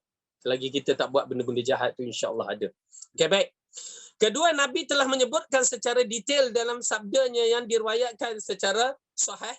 Beliau mengibaratkan tiap-tiap perbuatan tadi sebagai sedekah. Di antaranya, kullu tasbihatin sadaqatun wa kullu tahmidatin sadaqatun wa kullu tahlilatin sadaqatun wa kullu takbiratin sadaqatun wa amrun bil ma'ruf sadaqatun wa nahyi 'anil munkar sadaqatun wa fi bid'a ahadikum sadaqatun tu'dilu baina itsnaini sadaqatun wa tu'inu ar-rajulu fi dabbatin fatahmiluhu 'alayha aw tarfa'u lahu 'alayha mata'ahu sadaqatun wal kalimatu at-tayyibatu sadaqatun wa bi kulli khutwatin tamshiha ila as-salah sadaqatun wa tumitul adha 'anit tariq sadaqatun wat talaqa wajhi biwajhi akhika al-muslim sadaqatun. Okey.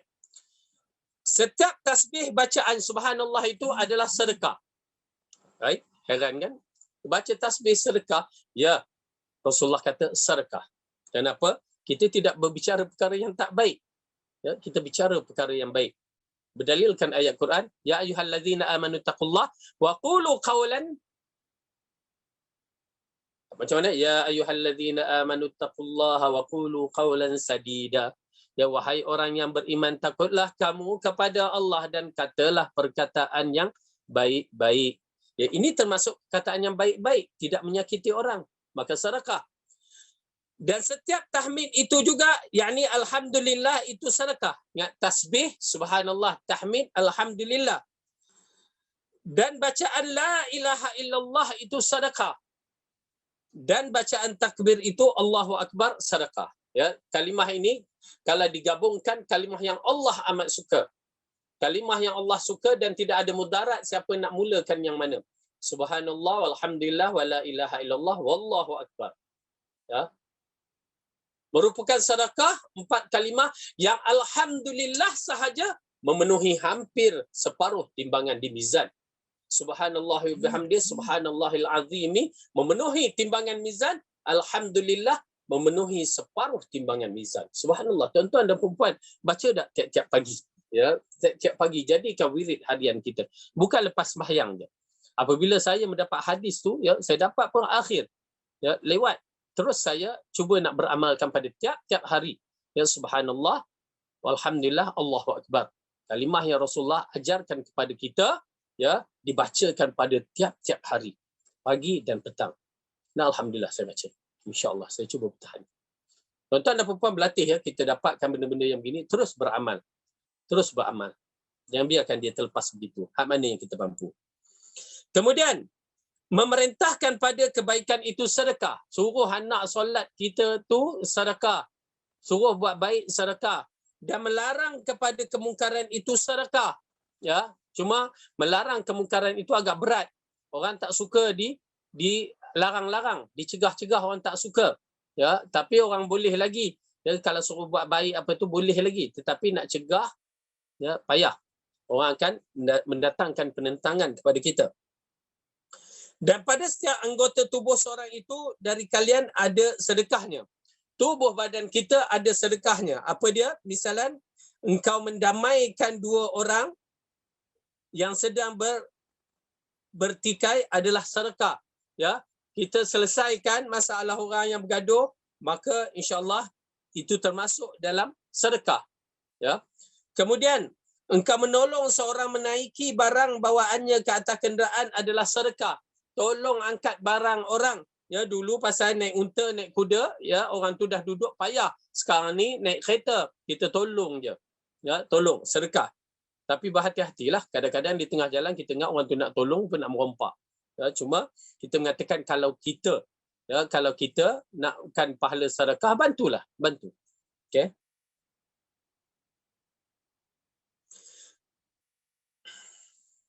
Kalimat ucapan yang baik adalah sedekah. Setiap langkah kalian tempat untuk solat ke masjid adalah sedekah. Menghilangkan duri dari jalan adalah sedekah. Nampak tak, ya? Okey. Sekarang Rasulullah masukkan kalimah sedekah termasuk dalam benda-benda ni, ya, termasuk syu'batul iman yang dikatakan cabang iman yang Rasulullah kata sekecil-kecil cabang iman itu ialah mengangkat azab ataupun benda yang tidak baik di jalanan. Nampak tak? Rasulullah masukkan dalam satu package yang diistilahkan sedekah. Okey. Seorang lelaki, ya, kita nampak benda di atas jalanan ini yang tak baik, yang boleh memudaratkan orang. Walaupun batu tu kita nampak sebiji macam tu. Otak kita berfikir, kalau tayar motor ke tayar kereta, tayar basikal kena, orang kata boleh terjatuh. Kita angkat, kita buang.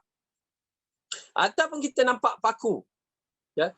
Pasal melalui pengalaman kita, kita nampak yang menebukkan tayar tu, walaupun paku tu kita nampak tumpul, dia boleh masuk. Tuan-tuan dan perempuan, benda ni agak saya memang ambil berat sangat. Tu pasal kadang-kadang jalan tu tunduk kadang-kadang. Bukan tunduk apa, dah terbiasa kita tunduk. Bukan Bukan nak tunjuk. Tunduk tu bukan warak. Ya, bukan warak kadang-kadang tu. Tapi tunduk tu memahatikan. Takut benda-benda yang paku. Pasal kita pernah terkijak. Dan tayar kereta kadang-kadang bocor disebabkan paku tu.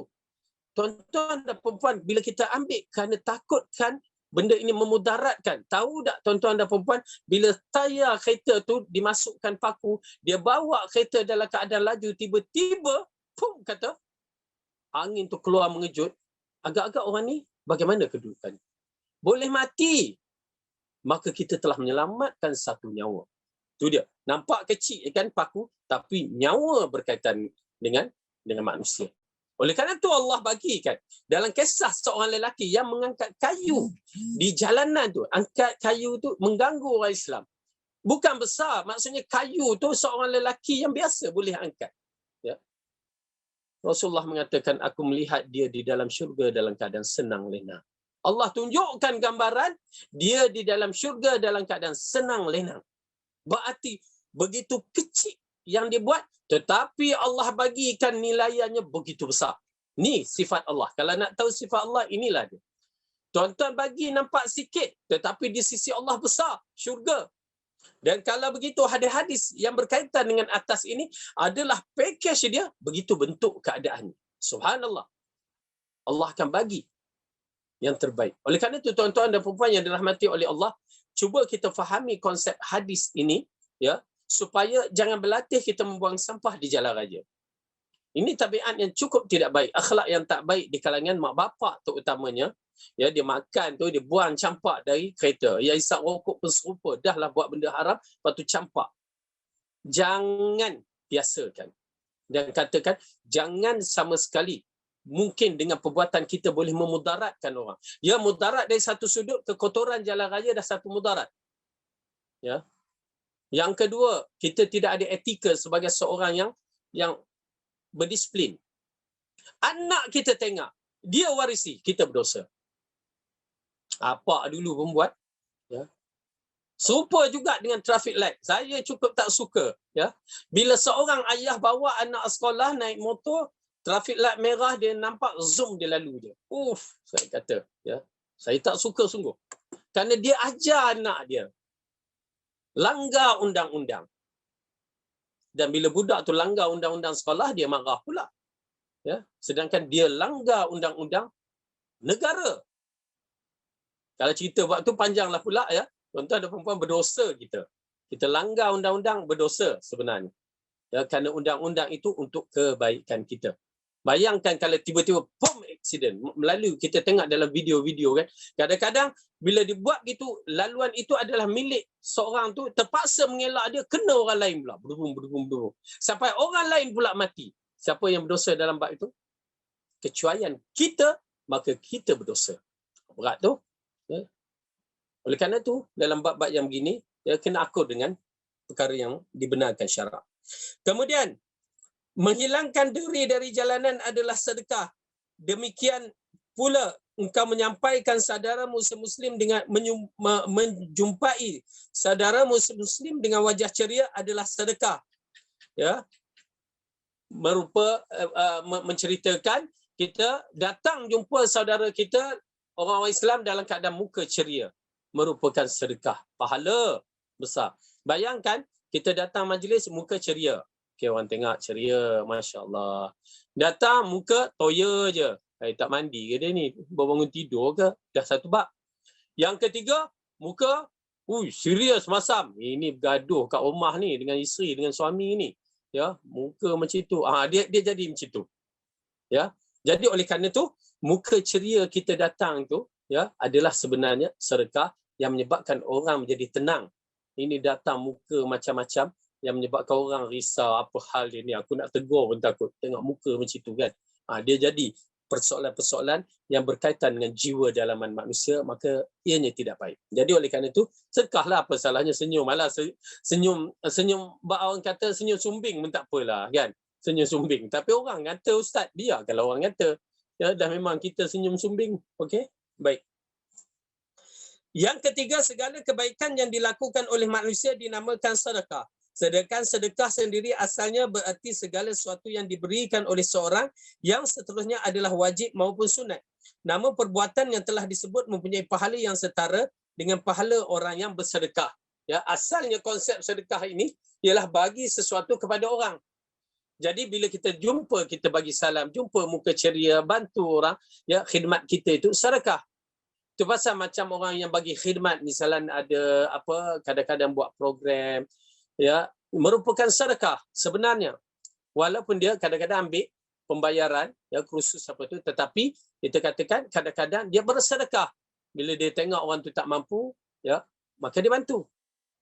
Itu pasal saya katakan bagi mereka yang mempunyai kemahiran, mereka ada program mereka sendiri. Ya, kadang-kadang memang kita boleh dibenarkan untuk mengambil charge, ya, tetapi tengok, misalnya kalaulah kita nak buat kuih bangkit je, ya, kita buat kursus, ialah secret recipe punya style, ya, kita punya pula secret punya. Jadi kita nak ajar, kita buat kursus, ya, nak masuk kena RM100. Sedangkan kita tengok budak tu nak masuk kan, tapi tak ada duit, ada 50 aja. Okey. Sedekahkanlah, bantu dia. Ya. Pasal ianya merupakan amalan soleh, ilmu, maka dia akan dapat pahala. Ya, bagilah RM50 pun RM50 tak apa. Jangan ketat sangat. Oh, tak boleh. Ini secret recipe. You know what secret recipe? Amboi. Ya, dah hanya kuih tu bangkit tidur je. Ya Allah. Baik. Keempat, yang dinamakan sedekah bukan hanya sebatas mengeluarkan sejumlah harta. Ia bukan amal yang hanya mampu dilakukan oleh orang-orang yang berada. Setiap orang sanggup melaksanakan tanpa mengalami kesulitan. Sebab semua kebaikan yang dilakukan oleh manusia, baik itu berupa perbuatan maupun perkataannya, seluruhnya bernilai sedekah. Dengan arti kata lain, bila dikatakan sedekah, semua boleh buat, hatta fakir miskin pun boleh buat. Sehingga orang yang miskin sendiri boleh buat, bukan bila konteks yang dipahamkan sedekah itu berupa harta, sebahagian tidak boleh buat. Orang miskin tak boleh buat. Tetapi bila difahamkan konsep sedekah yang sebenar, ya, selain daripada harta, penolongan, dari sudut keceriaan, maka semua orang boleh buat. Macam kita menuntut ilmu ni, tuan-tuan dan puan-puan, ya Rasulullah kata, man salaka tariqan yaltamasu fihi ilman, sahhalallahu lahu tariqan ilal jannah. Barang siapa yang berusaha menuntut ilmu, maka Allah akan permudahkan baginya jalan ke syurga. Semua sebenarnya boleh buat. Yang kecil, yang besar, yang melainkan yang tak ada handphone ni je. Tapi semua boleh duduk menuntut ilmu. Dia tak ada alasan. Ya, saya kecil tak boleh. Tak boleh. Saya dah tua, dah tak larat nak berjalan, duk ambil letak handphone di depan dia. Boleh. Berarti boleh. Begitu juga dengan sedekah. Semua boleh. Kalau begitu, ya, menolong orang, tolong ajar dia. Ya, tak reti baca, kita ajar. Macam sekolah-sekolah, ya, tadika tu, itu termasuk konsep yang baik. Ya, tolong apa lagi? Ya, ceriakan muka pun dah kategori sedekah, menghiburkan orang. Walaupun nenek itu tak ada gigi. Ya, dia nak senyum alamak tak ada gigi, tak apa, boleh senyum, sedekah. Ya, maka dia senyum. Maka begitu kedudukannya. Terlalu besar sangat konsep sedekah yang diterangkan oleh Rasulullah SAW, sehingga semua boleh dapat. Tidak ada alasan bagi mereka untuk mengatakan tak boleh bersedekah. Kelima di antara hikmah beraneka ragamnya ibadah dan kebajikan adalah sebagai cubaan bagi setiap hamba. Mampukah dia mengerja ataupun tidak? Itu yang ianya. Allah dah bagikan berbagai-bagai ini, boleh buat ke tidak? Atau banyak cakap saja. Ya, oleh kerana itu tuan-tuan dan puan-puan, buat je lah. Yang mana kita boleh buat, kita buat. Kerana sebahagian di antara mereka ada yang dimudahkan untuk mengerjakan ibadah yang bersifat mahaliyah dengan harta, namun keberatan mengerjakan ibadah sifatnya ragawiyah. Demikian pula yang sebaliknya, sehingga dengan beraneka ragam inilah Allah hendak menguji semua hamba-Nya, siapa di antara mereka yang lebih mengutama ketaatan kepada Tuhannya daripada menurut hawa nafsunya. Keanekaragam bertujuan pula agar setiap orang yang menginginkan kebaikan dapat mengerjakan sebahagian yang sesuai dengan diri mereka sendiri. Dengan arti kata lain, bahawa Allah jadikan berberagam-ragam ini, berbagai-bagai bentuk sedekah ini adalah untuk kita buat pilihan. Tak boleh ni, buat ni. Tak boleh buat ni, buat ni. Ya. Tak boleh semayang berdiri, semayang duduk. Okey. Tak boleh berwuduk, bertayamum. Tak boleh laku ibadat ni, susah nak bersedekah, boleh buat sedekah secara lain. Begitu banyak. Macam kita lah, raya ni kan, raya puasa ni, dah nak raya pula. Puasa ni, ya, bila sampai kat bazar, tak nak kuih ni, kuih tu ada. Tak nak kuih tu, kuih lain pula. Ya, macam-macam kuih yang kita boleh buat pilihan. Dengan arti kata lain, kita diberikan pilihan untuk melakukan amalan soleh. Masya Allah, banyak. Jadi, maka dalam bab ini, ya, kita lihat beraneka ragam bertujuan pula agar setiap orang menginginkan kebaikan dapat mengerja sebahagian sesuai dengan dirinya, ya, sesuai dengan kemampuan dirinya, maka buatlah dengan arti kata lain. Senangnya cerita, bila kita melihat dalam keadaan yang begitu, bahawa semua orang boleh mendapat ganjaran pahala yang besar. Cuma yang paling penting, siapa yang paling kuat takwa dia. Kerana Allah dah mengatakan inna akramakum indallahi atqakum, sesungguhnya semulia-mulia orang di kalangan kamu ialah orang yang bertakwa. Maka yang bertakwa itu yang akan menduduki tahta yang tinggi.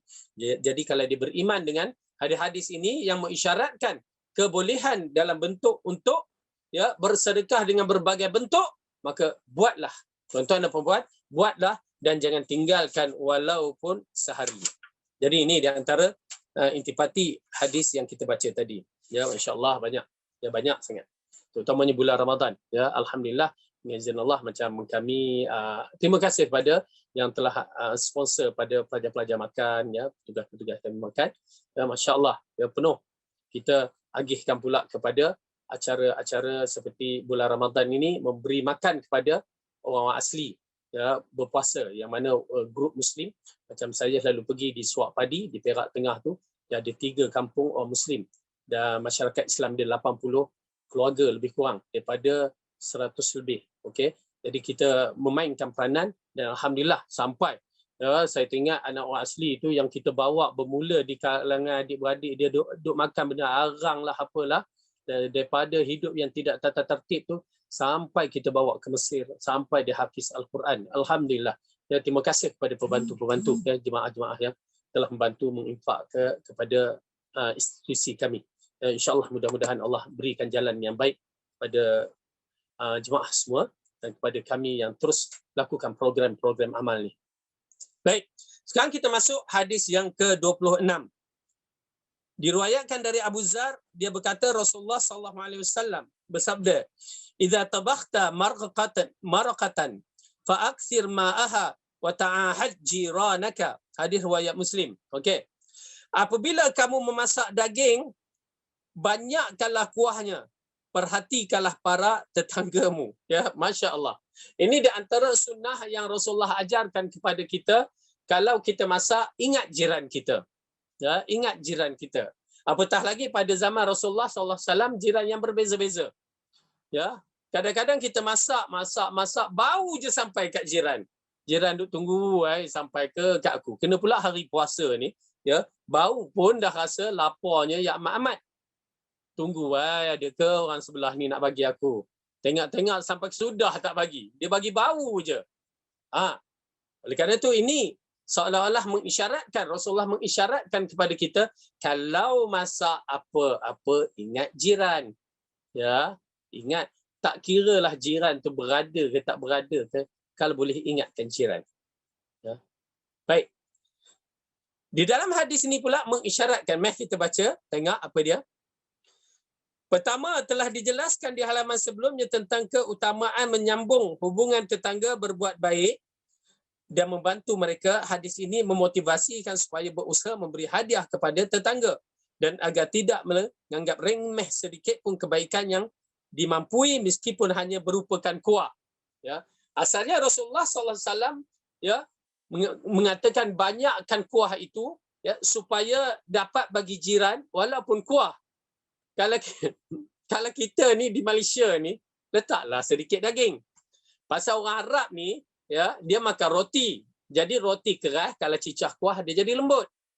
Ya, tak ada daging pun tak apa, rasa tu dah ada. Ya. Tapi kalau ada daging lagi baik. Macam kita ni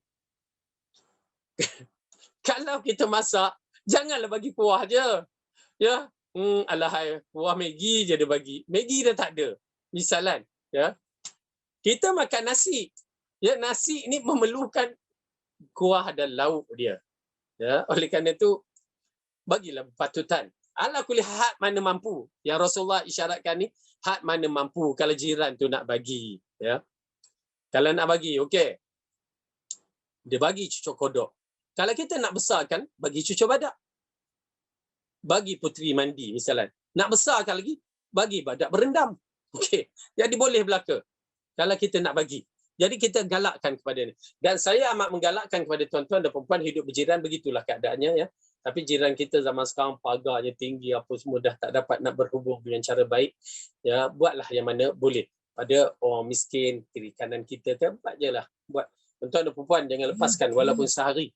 Bulan Ramadan ni, walaupun sehari kita bagi orang berbuka puasa, satu nasihat. Bukan banyak pun, alahai kurma dengan air je, kuih sedikit. Itu berbuka puasa. Kalau nak bagi makan tu, beratlah sikit. Ya, kalau seorang, dua orang pun tak menjadi masalah. Kerana pahala yang bakal kita miliki tu yang diambil kira. Ya, pahala yang kita bakal miliki tu diambil kira. Jom kita mulakan. Kita buatlah walaupun sedikit. Kita bagi. Ya, setengah orang dia bungkus air, kurma apa semua. Okey, nah. Bagi dia bagi bubur apa ni, bubur nasi tu. Okey. Ambil tepi jalan. Macam tu dia buat kerana nak bagi makan. Ya, buatlah. Kita buatlah sikit sebanyak. Ya. Kalau siapa nak join saya pun dalam program ni nanti pun, insya-Allah. Fadhal. Kemudian kedua, adat yang berlaku umum di tengah masyarakat, hubungan antara tetangga sangat erat sehingga bagaimanapun kecil hadiah yang diberikan oleh seseorang kepada tangganya, nescaya ia akan lebih mempereratkan. Kerananya merupakan keistimewaan jika ada orang yang terus berupaya untuk mendapatkan cara yang memperkuatkan hubungan antara tetangga.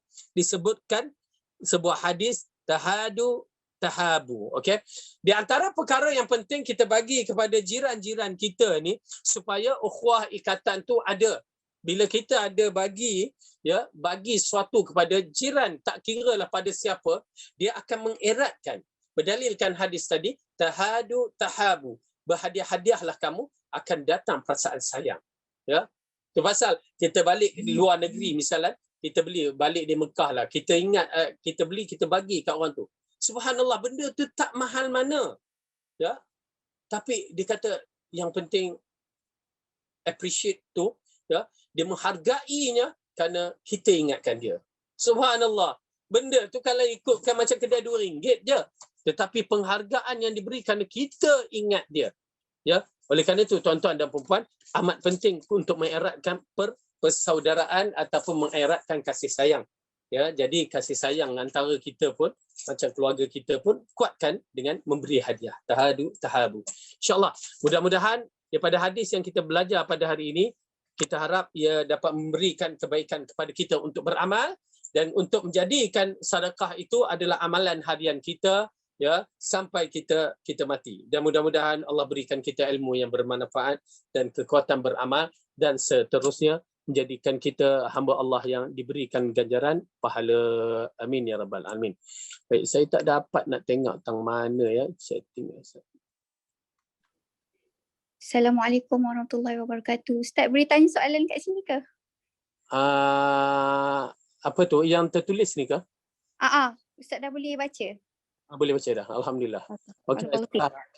Ustaz, lagi satu nak tanya, kalau yang macam Ustaz cakap aktiviti Ustaz tu kita nak tengok dekat mana like platform media sosial ke atau mana-mana, boleh rujuk insya-Allah.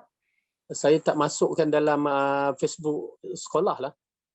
Saya buat pada kita ada edarkan melalui WhatsApp je biasa. Dalam WhatsApp je kita edarkan sebenarnya. Kalau nak rujuk, terpaksa rujuk saya jugalah. Kami ada tim kami sendiri. InsyaAllah. InsyaAllah. Okay. Afwan Ustaz, Ana ada soalan. Adakah diperbolehkan memboikot di kalangan ahli keluarga yang berterusan melakukan kemungkaran? Okey, dalam bab keluarga ni sebenarnya dia ada beberapa kaedah ya. Beberapa kaedah yang mana kaedah yang penting. Kerana disebabkan keluarga kita ni bukan seperti keluarga para sahabat, keluarga di zaman Rasulullah sallallahu alaihi wasallam. Cuma kita beri nasihat Dan kalau kita tengok jenis kemungkaran juga, kita tengok kemungkaran yang bagaimana kesan dia pada diri kita, masyarakat, ataupun bagaimana kedudukannya, kena tengok betul-betul. Kerana saya tengok dalam satu asar yang mana seorang anak kepada Ibnu Umar, ya, dia ialah bagi kita itu hak kemampuan dia, tetapi bagi kita waktu saya belajar dulu, ustaz tu yang menasihat, dia kata itu zaman dia. Ya, zaman kita kalau kita lakukan menyebabkan orang tu lagi dahsyat, disebabkan kita boikot dia lagi dahsyat, jahat, maka jangan boikot, kita islahkan secara baik, perlahan-perlahan, ya, gunakan mana-mana jalan-jalan. Kerana terutamanya zaman ni agak mencabar bagi kita. Kalau kita boikot, dia boleh pergi tempat lain. Dulu kalau boikot, nak ke mana mereka kan? Tapi sekarang dengan teknologi berbagai-bagai dan kemudahan berbagai-bagai, mereka boleh buat apa saja. Ya, itu yang masalahnya. Misalnya yang berlaku pada Ibnu Umar, apabila anaknya yang dikatakan salah seorang anaknya nama Bilal, ya, dalam satu hadis Rasulullah kata la tamna'u ima Allah illa masajid, atau kama qala Rasulullah sallallahu alaihi wasallam, jangan kamu halang wanita-wanita nak pergi ke masjid. Ya, hadis sahih. Ya.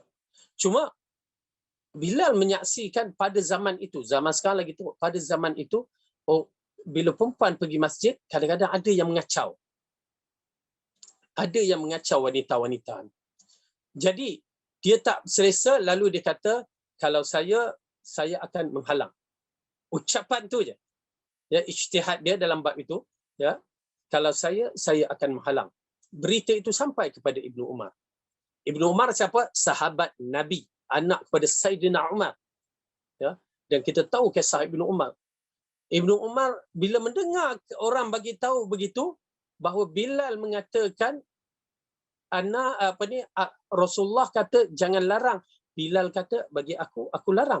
Nampak tak pertembungan antara hadis Rasulullah dengan pandangan akal. Lepas dia pastikan jumpa Bilal, lalu Bilal mengatakan bagi saya larang. Ibnu Umar kata apa? Aku tidak akan bercakap dengan kamu sampai aku mati. Subhanallah, dia boikot anak dia Bilal tu. Sampai mati dia tak cakap. Ya, hanya berkaitan dengan masalah semasa begitu. Oleh kerana itu dalam bab ini, ya, penting bagi kita usul dia, ketegasan kena ada, ya, dalam prinsip, namun untuk memboikot kena berhati-hati. Kalau boikot kita itu boleh menyebabkan lagi parah perbuatan dia, maka jangan. Saya nasihat jangan. Tetapi kalau boikot itu boleh mendatangkan kebaikan, ya, dia pun bersifat lembut dengan kita, mula nak ni, okey, itu tak apa. Ya, jadi itulah, ya, berhati-hati. Boikot tidak dibenarkan mengikut hawa nafsu. Kita kena renung elok-elok, fikir elok-elok, tapi tengok kepada masalah dia, apa masalah dia. Itu penting sangat, kemungkaran yang dilakukan. Kerana kadang-kadang macam saya cakap ni, saya tak tahu apa kemungkaran tu. Tetapi kalau kita tahu kemungkaran tu, kita akan tengok macam mana. Kerana kadang-kadang kemungkaran itu ada kesan dia secara tak langsung pada kita, pada keluarga kita. Maka berhati-hati itu lebih baik. Wallahu a'lam bissawab. Okey, yang baik itu datang daripada Allah, salah silap dari saya sendiri. Aqulu qawli hadza wa astaghfirullahu li wa lakum. Wassalamualaikum warahmatullahi wabarakatuh. Subhanakallahumma bihamdika asyhadu an la ilaha illa anta